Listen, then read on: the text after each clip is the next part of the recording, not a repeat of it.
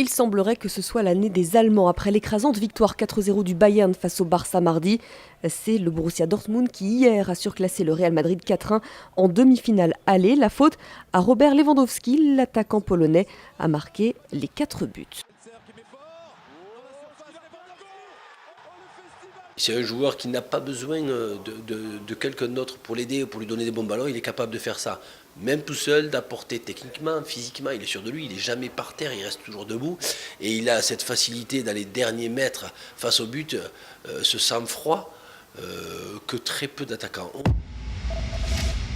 En Ligue 1, tout va bien pour les Verts. Victoire 4-2 hier soir face à Ajaccio, match en retard de la 33e journée. Un succès qui permet aux Verts de se rapprocher à 2 points du podium et par la même occasion à 2 points de l'ennemi lyonnais et à 4 jours du début.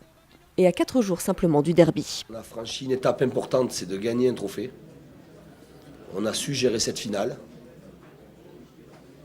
Voilà.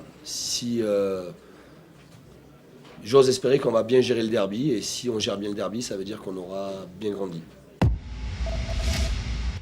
Le mercato, c'est à la fin du mois de juin, mais les spéculations vont déjà bon train. Leonardo, notamment, a catégoriquement démenti son départ en fin de saison, ainsi que ceux de certains joueurs.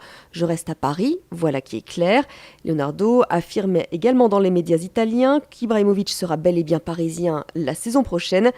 Concernant l'entraîneur Carlo Ancelotti, le directeur sportif du PSG en revanche est beaucoup plus sibyllin. Vous allez voir sa déclaration, son avenir est entre ses mains, nous voulons qu'il reste. Ancelotti courtisé par le Real Madrid et José Mourinho par le PSG. Les Bleus de 98 étaient-ils dopés? C'est une des questions qui a sans doute été posée à Didier Deschamps, entendue par une commission d'enquête du Sénat. Il y a un peu plus d'un mois, l'ancienne ministre des Sports, Marie-Georges Buffet, déclarait devant cette commission avoir subi des pressions en 98 pour éviter aux Bleus de subir des contrôles. L'entretien à huis clos a duré plus d'1 heure. Voyons quelle est la finalité de l'audition. C'est d'avoir un sport le plus propre possible.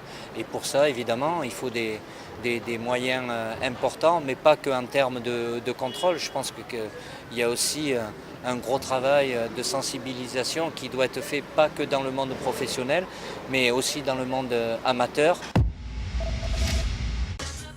On connaissait Louis Armstrong, le trompettiste. Voici maintenant Lance Armstrong, batteur. Samedi dernier, il s'est produit en tant que batteur lors d'un festival de reggae à Austin, au Texas, chez lui, dans un groupe d'amis. On s'occupe comme on peut. Armstrong, on le rappelle, interdit de toute compétition sportive.